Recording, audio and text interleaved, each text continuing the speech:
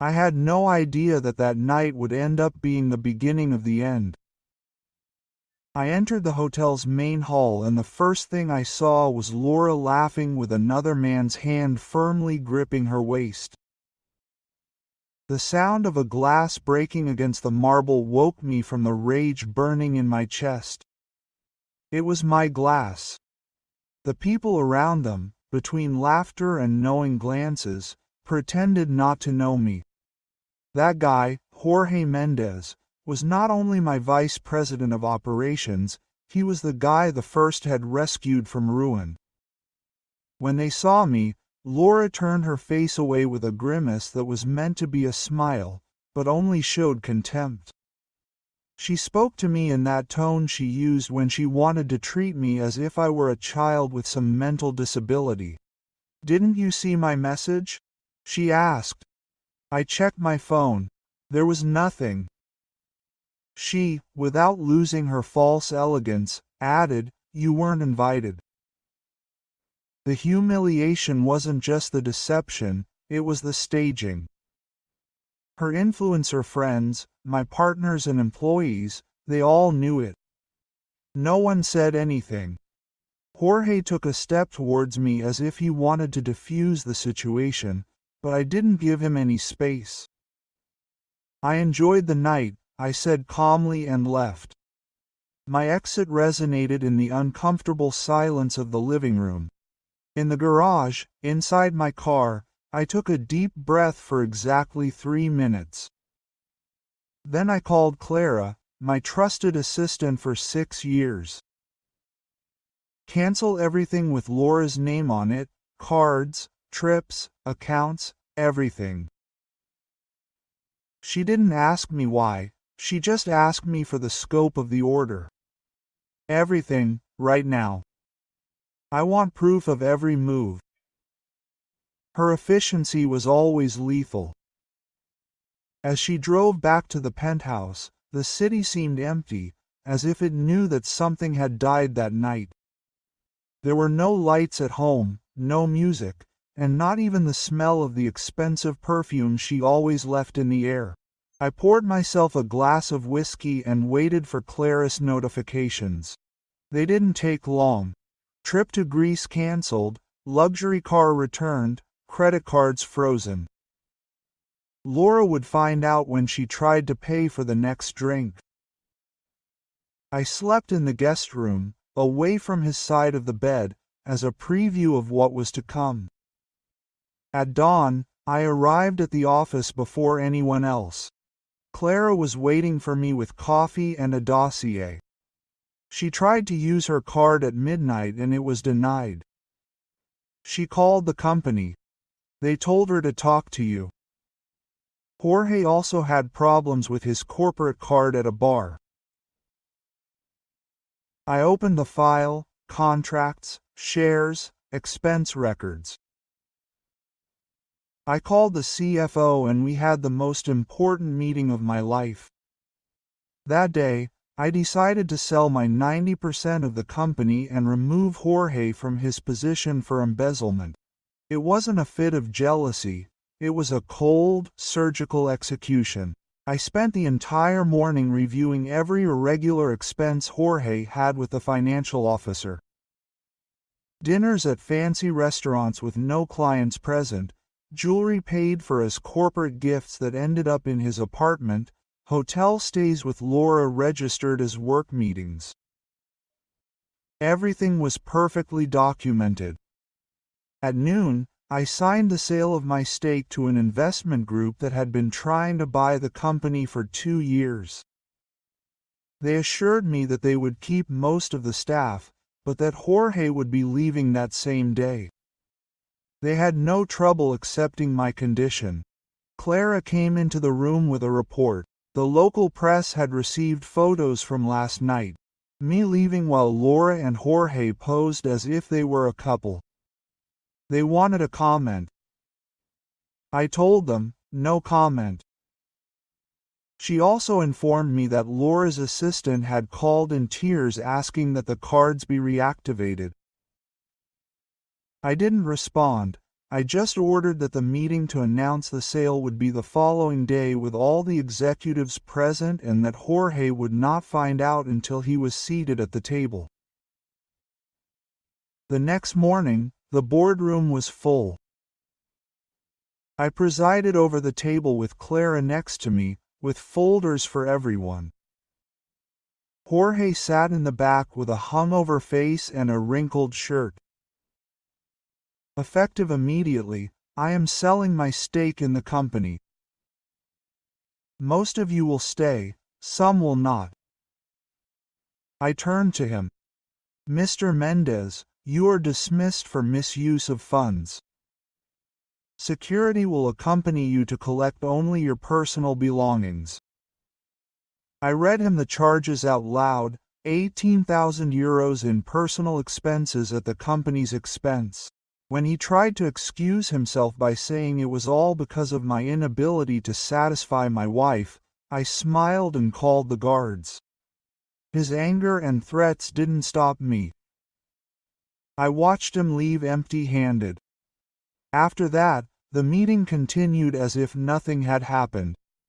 We finished coordinating the transition and the press release. My phone was piling up with missed calls from Laura 43. I turned it off.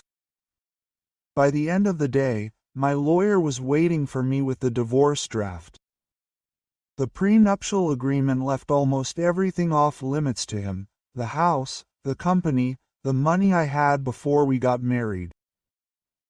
He had 30 days to vacate the penthouse once he was served with the papers. That night, as I was updating passwords and blocking access, I got a call from a colleague. The news was breaking. A local channel was talking about corporate fraud and showing Jorge's expenses. I didn't leak anything, but someone else did. On social media, the hashtag corporate thief was on fire. Jorge sent me an anonymous message. You ruined my life. This isn't over. I deleted it without responding. The next morning I arrived at the office through the private entrance. Outside, press vans and cameras were trying to catch me. Clara greeted me with coffee and the day's report. Jorge had been arrested that morning for fraud after the leak of the documents. Bail was set at an amount he wouldn't be able to easily pay. We didn't know who had leaked the information, but we did know the deal was final. Laura had been tracked down at a gym to receive her divorce notice.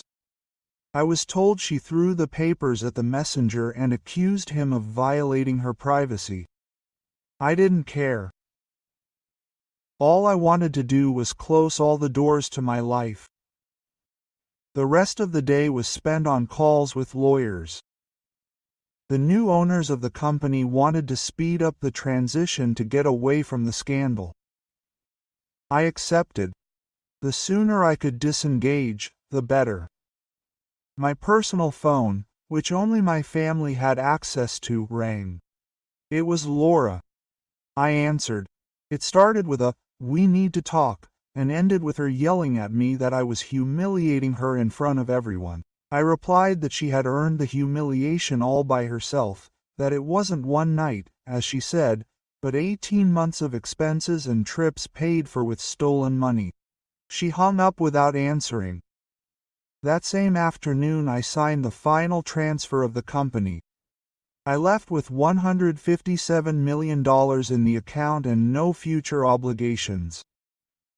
Clara would get a raise and a position in the new management. That night I drove to my lake house, a property that Laura always hated because she considered it boring. I opened all the windows, let in the fresh air, and poured myself a drink while looking at the reflection of the moon on the water. For the first time in weeks I felt something close to calm. It didn't last long. At 10 at night I saw lights coming down the private driveway. It was a black Mercedes. Laura got out of the car accompanied by Tony, Jorge's cousin. They knocked on the door asking to talk. I didn't open the door any more than I had to tell them that Tony was on private property and that Laura was violating the restraining order my lawyer had filed earlier that day. I gave them a minute to leave before calling the police. They shouted threats and accusations at me before they left, but I didn't move. I closed the door and went back to my whiskey. Clara called me early the next morning.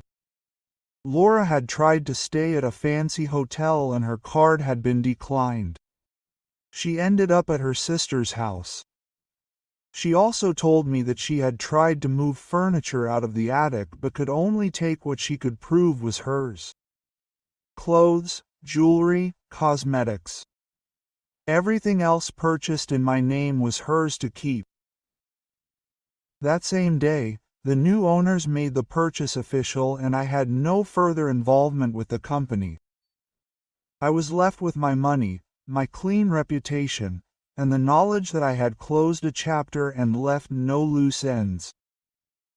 I spent several days at the lake house with no noise, no phones, no reminders of the city. But one Friday afternoon, Laura's sister's car showed up. She first came out of the driveway, yelling that Laura was devastated and hadn't eaten in 3 days. Then I saw Laura, visibly thinner, her hair unkempt, and her clothes wrinkled. She shouted apologies at me, saying it had been a mistake and that she couldn't afford to waste 6 years of marriage. I stood on the porch without moving. I reminded her that she had broken up the marriage when she decided to sleep with my employee and make it public. She told me that Jorge made her feel appreciated. I simply asked her how much appreciation she needed after having unlimited trips, cars, and credit cards at her disposal. Her sobs were loud, calculated, the kind that hoped to elicit pity. Her sister tried to intervene, asking me to forgive her, but I didn't see an isolated mistake. I saw 18 months of deceit and expenses paid for with stolen money. I told them that some mistakes were too public and too deliberate to forgive. Laura tried to excuse herself, saying that she never thought it would go this far, and I replied that all I was sorry was that it had been discovered. They left with insults from their sister, telling me I was a heartless man. Maybe I was, but I wasn't an idiot. The next day, Clara showed up unannounced. She had coffee and a folder with news. Jorge had been sentenced to 18 months in prison, plus 3 years probation and the obligation to return everything stolen. The judge had called his behavior a clear breach of trust. As for Laura, her Instagram account had lost more than half of its followers. All the brands had canceled contracts and her brother-in-law was furious because she was spending money from her cards and drinking uncontrollably. He also informed me that the penthouse had been sold at the price I asked and that the money was already in my account.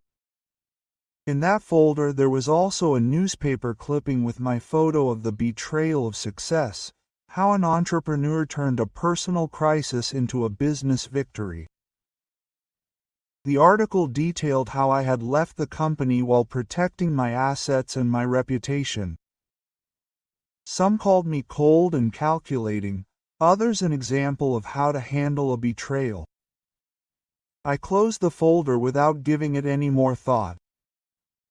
All I cared about was that everything I needed to cut off was already cut off. That same night, sitting on the porch looking out over the lake, I knew the next step would be to move on to something new. I wasn't interested in rebuilding anything with Laura or wearing myself down with revenge against Jorge. They were already paying their own price. What was left for me to do was figure out how to use my time and money without carrying around the trash of the past. A month later, my lawyer called me with news that summed it all up. Laura was agreeing to sign the divorce on the terms of the prenup. No more trying to contest it, invent lawsuits for emotional distress, or seek child support. Her new lawyer had explained to her that fighting an ironclad contract with documented evidence of adultery was a waste of time and money. The proceedings ended in a hearing that lasted 15 minutes. Laura barely spoke. When the judge asked her if she understood the terms, she responded with a muted yes. In the hallway, she tried to come up to me and say that she loved me in her own way. I didn't respond to that. Love is not measured in infidelity or fraud. With the divorce finalized and the company sold, I was left with an obscene amount of money and something I hadn't had in years: total freedom. I decided to accept an offer to collaborate with an international group dedicated to developing sustainable tourism projects. They sent me to Costa Rica to oversee an environmentally focused resort. There I met Mariana, a consulting architect specializing in ecological integration. I wasn't looking for a partner, but the way she spoke about her work, without embellishment and with genuine passion, reminded me of something I thought I'd forgotten: people who do what they say and believe in what they do. We spent several days walking through the jungle and discussing ideas for the project. She was efficient, intelligent, and didn't depend on anyone to validate her life. Nothing like Laura's theatrical dependency. The connection was immediate, without the need to pretend. Before I knew it, I was talking about my life with an openness that I hadn't had even with my closest friends. She understood betrayal and loss from her own experience. Her ex-husband had ruined his company by cutting corners on environmental safety and ended up going bankrupt. We both knew what it was like to see a project and a relationship fall apart at the same time. Meanwhile, news came in about Laura and Jorge. He was still in prison with his appeal rejected. She had been arrested for drunk driving and drug possession with a bail she couldn't afford. Her sister tried to contact me again to ask for money, claiming that Laura had hit rock bottom. I didn't respond. What she did with her life was no longer my problem. I had spent years correcting mistakes that weren't mine. That stage was over. I finished my first stay in Costa Rica with a signed contract to lead international projects and with a pending date with Mariana. I returned to the lake house, but I already saw it differently, not as a refuge, but as a temporary base. She proposed transforming it into an environmental training center for companies and students. It wasn't just a good project, it was a way to leave something useful behind. For the first time in a long time, I felt like my energy wasn't focused on containing the damage, but on building something worthwhile. 6 months later, I was living in the mountains of Costa Rica in a house smaller than the attic and the one on the lake, but perfectly adapted to the climate and the surroundings. Every morning, I would go out with Mariana to hike trails to collect biodiversity data as part of a conservation project we had managed to fund together. As we noted species or collected water samples, I thought about the irony of having gone from board meetings full of egos and lies to counting frogs and drawing up plans to protect forests. There were no cameras, no urgent mail, no late-night calls to put out fires that others had started. Peace wasn't a luxury, it was the foundation of everything. One day, while we were hiking, Clara called me with an alert. Jorge was doing interviews, claiming that I had framed him for the fraud to get revenge for my infidelity. She said that I had bribed witnesses and doctored documents. Patricia, my lawyer, recommended a simple, fact-based response. All charges were backed up by their own documented and audited expenses. I accepted without another word. On the day of his television appearance, the presenter cornered him with evidence and specific dates. Jorge stammered, contradicted himself, and came across as a desperate liar. The press dismissed it as the last pathetic attempt to rewrite a final conviction. I didn't need to say anything else. In the meantime, the Rainforest Project grew.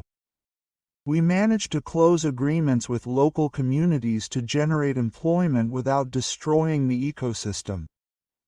The figures were clear: 40% more jobs than a conventional tourism development and 97% of the original biodiversity intact.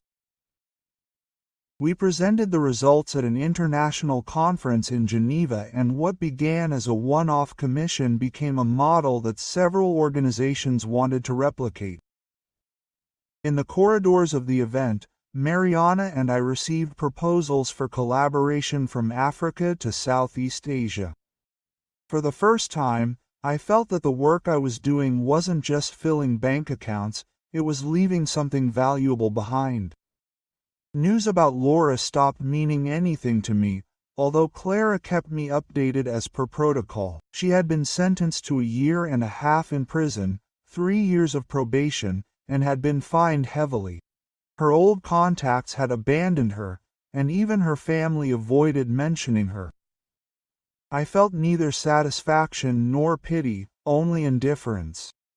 As for Jorge, his final appeal was rejected, and it was clear that he would never hold a management position again. It was as if those two people had been a poorly written chapter that no longer belonged in my book. I had too much to do to waste a second looking back.